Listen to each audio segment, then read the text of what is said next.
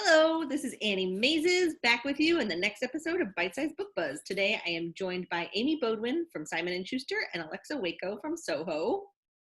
And take it away, Amy.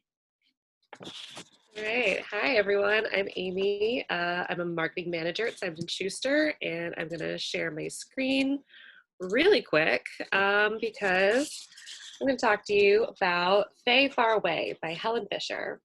This is a heartwarming and heartbreaking debut novel about a young woman desperate to know her mother, going to incredible lengths to do just that, and wondering what she might have to sacrifice in order to feel the love she's always needed.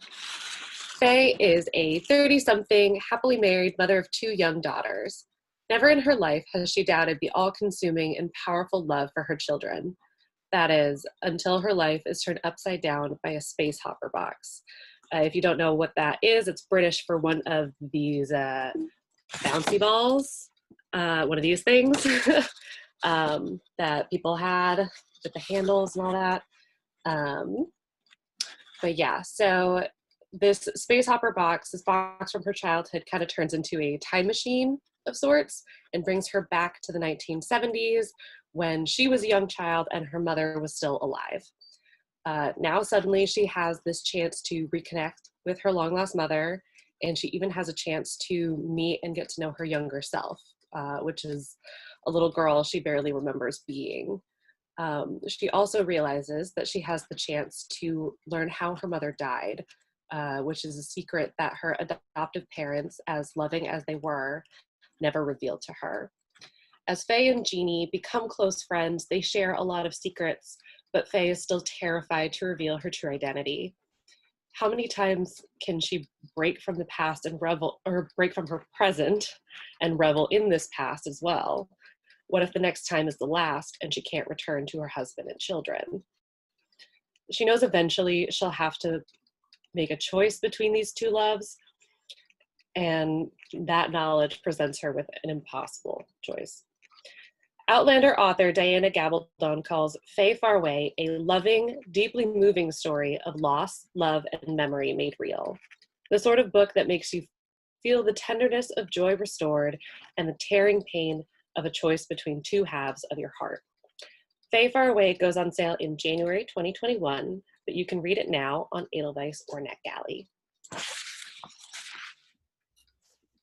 Hi, everybody. It's so funny, Amy, we have a theme here. I didn't realize, but I'll get into that in a second. But I am Alexa Waco from Soho Press, and I'm going to talk about this amazing book, which I actually have a copy of, Annie and the Wolves by Andromeda Romano-Lax. It's a literary novel forthcoming rather, from our literary imprint, Soho Press.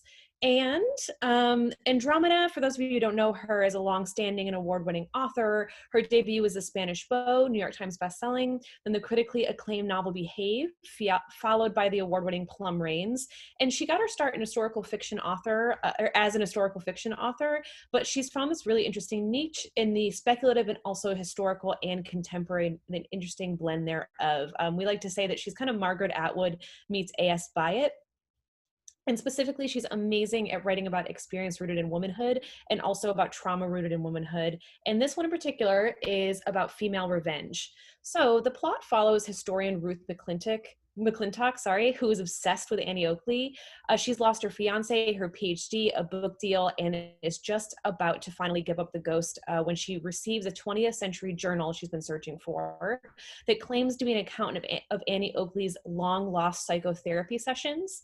And the subject of Ruth's fascination is a real historical detail about Annie Oakley, which is she's fascinated by the accounts of abuse that Annie suffered at the hands of her foster family and survived, and also her real life campaign to arm every American woman with a gun. So through Ruth, we get her story, but also we do get Annie Oakley's POV, and also Ruth's as she delves deeper into Annie's life in this journal and begins to have out-of-body experiences that may or may not be time travel. I won't give any spoilers. That is the link between our books, Amy. And she starts to unravel a mystery of her own in her own life related to her sister's suicide and an impending tragedy that she may be able to stop. So that whole package is Annie and the Wolves, out in February. And it's available on Edelweiss and NetGalley, so I hope to see some requests come in. Thanks, everyone. So no time traveling in my book, but another wonderful, strong, cool woman. The heroine of this book, Big Girl, Small Town, is Magella O'Neill. It is a captivating debut novel that's been compared to Netflix's Dairy Girls. Magella is happiest out of the spotlight, working in her local chip shop, avoiding her neighbors' stares and the gossips of her small town in Northern Ireland. Underneath Magella's pretty ordinary life is the fact that her alcoholic mother hasn't quite been the same since her father disappeared during the Troubles. And when Magella's predictable existence is upended by the death of her granny, she comes to realize that there may be much more to life outside her small town. Booklist Starred Review says Gallen has crafted a darkly comic novel. Magella is a nuanced and complicated heroine. Fans of Sarah Baum's novels will adore this complex, clever, and deeply moving debut novel. I feel like this might be my sleeper hit of the season, but you judge for yourself. It's on NetGalley and Edelweiss now. I hope you read it. I hope you enjoy it. Please let us know. Thank you for tuning in to this episode of Bite Size Book Buzz, and we will be back next week. Take care.